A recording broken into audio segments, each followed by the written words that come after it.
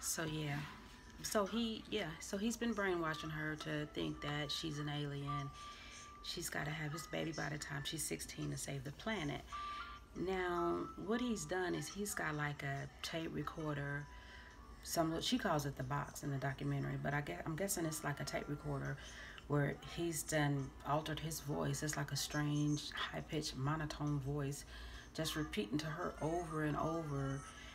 You have to have a baby with B. You gotta save the planet. But let's just rewind this. This happened in 19. I had to take notes because there was no way I could remember this crazy stuff. So yeah, so it happened in 1974. So they were from Pocatello, Idaho. Yeah, Pocatello, Idaho, is where this all took place.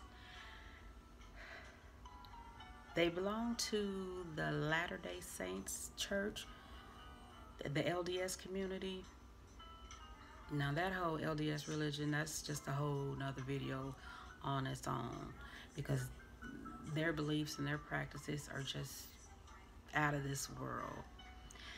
So the mother, Marianne, she met B first in 1972 because they all went to the same church. So fast forward to 1974, by now he's really cool with the family. The family trusts him. He takes a strange liking to only Jan.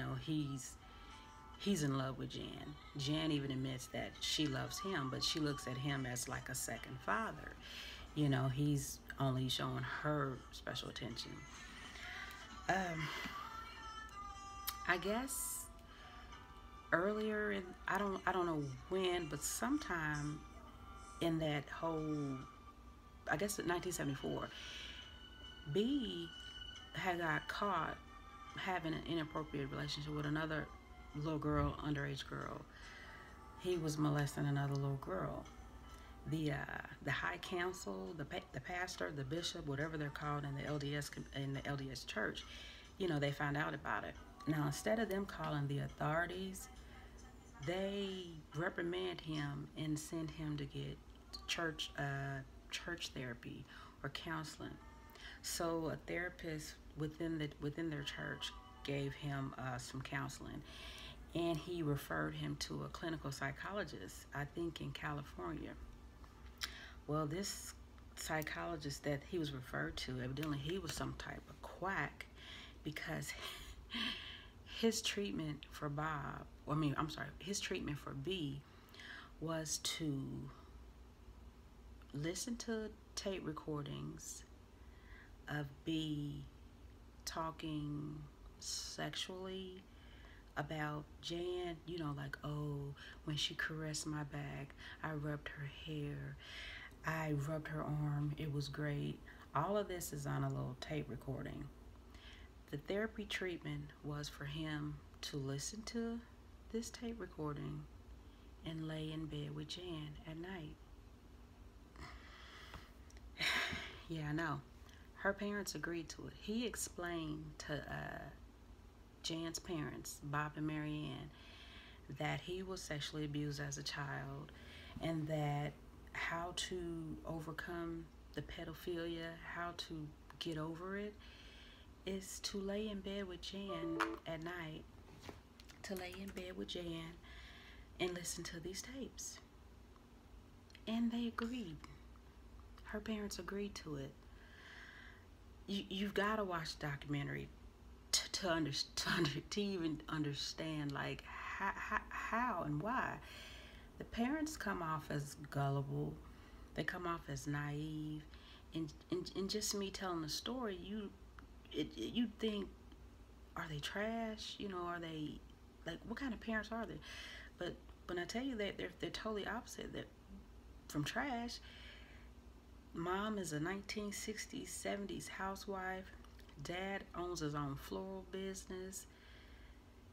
And they're just so naive. So they agreed to let this 40-year-old man who has problems with little girls lay in a bed with their 12-year-old daughter. He would be in the bed with her 4 days a week 4 days out of the week for 6 months. He did this right up until the day that he kidnapped her.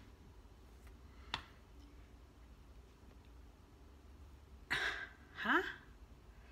The red flags were there, waving their self, and the dad says, we didn't have a clue that he would do something like this. Really? You didn't have a clue? So yeah, so when he kidnapped her the first time, he took her to Mexico. They realized she ain't coming home. Just past dinner, past supper, street lights are on. Where's Jan and B? They didn't call the authorities because they weren't thinking anything was wrong. It took them 5 whole days to finally call the FBI. And like I said, the FBI had to convince them, your daughter's kidnapped. He's got your daughter. He's kidnapped her. So while he's in Mexico, brainwashing her, having her listen to these tapes repeatedly, like over and over, she's like believing she's an alien. She's got to have a baby. She's got to save the planet. She's falling in love with her. And she admits on the documentary, this is when the first time the sexual abuse happened. But I don't know, he had laid in the bed with her for a whole 6 months. At night, he had to have been molesting her then, but by him giving her those sleeping pills, she had to be so out of it that she really didn't even know what was going on. And how they got caught, he called his brother, B called his brother and told his brother, call Bob and Marianne and let them know we're ready to come home, but the only way that I'll come home is if they sign a consent saying that I can marry Jan once we get back to the States, because it's not legal there. We're married here. I've got a marriage certificate and everything. So the brother, B's brother, calls Marianne and Bob, and they're like, well, no, you can't marry her. That's not going to happen. So yeah, the brother finally lets the FBI know, hey, I know where he is. They pick him up from Mexico, take Jan home. Well, no, the federales came, kicked in the motorhome door, put them both in jail until the parents can fly down and come get her. They get back to the States. She's mad. Where's B? Why'd you call the police? Why'd you call the police? I love him. But she didn't tell them about the sexual abuse because he had told her before they left Mexico, don't mention the sleeping pills, don't mention the sex, don't mention anything. So she did what she was told. She didn't tell the parents anything. So B, he was just, I don't even want to call him clever. I don't know what to call him. But him and his wife had wrote up a document and gave it to the Brobergs, Marianne and Bob, stating, if you press charges and say that I kidnapped your daughter, I'm going to reveal that me and Bob Broberg, which is Jan's dad, are in a homosexual relationship. Yeah, that happened. So I guess it was before the kidnapping. While B was doing his therapy, laying in bed with their daughter, he was also in a homosexual relationship with Jan's dad. To hear her dad tell the story of what happened, you just look at the guy, you don't know whether to cry, laugh, slap the daddy, because it's like, man, are you serious? He states B had picked him up from somewhere and they were driving. B asked him, hey man, take a ride with me. So they went driving, and B is complaining to Bob, I hate my wife, I can't stand her. And the whole while he's telling Bob about his problems with his wife, Bob looks down and said he see that B has an erection. And Bob says, oh, I just really need a release. B asks Bob, can you help me out, man? Basically, can you jack me off? And the daddy admitted that he did it. The daddy started crying in the documentary, and you just looking at him like, huh? The dad admits that he wasn't even really sure what a child molester was. It's the 70s. They never really heard that term. What is a child molester? And that's, I'm just side-eyeing and I'm asking questions like, really? You don't know what a child molester is, but you know that when you jacked B off, that was considered a homosexual act.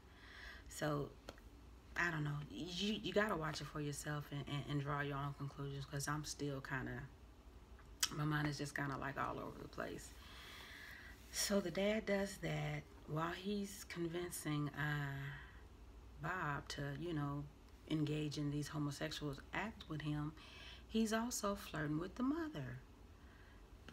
She doesn't admit to sex until later on in the doc, but she was like, they were fooling around, they would kiss, he would tell her how pretty she was, and I guess she said she wasn't getting none of that from her husband. I guess they were, it was like a boring marriage. So in comes this charismatic guy who's showing her this attention. She starts falling for him too. But the parents agree to sign this document stating that, they didn't kidnap him, so nothing happened. I was just like, wow. Hold on, where am I at? Because I'm telling you, when I say I had to take notes, because it's just crazy. So yeah, but he had been brainwashing her the whole while they were in Mexico. So by now, she's like, she's really in love with him. She went from looking at him as like a father figure to like, I want to be with this man. I want to marry him type of deal.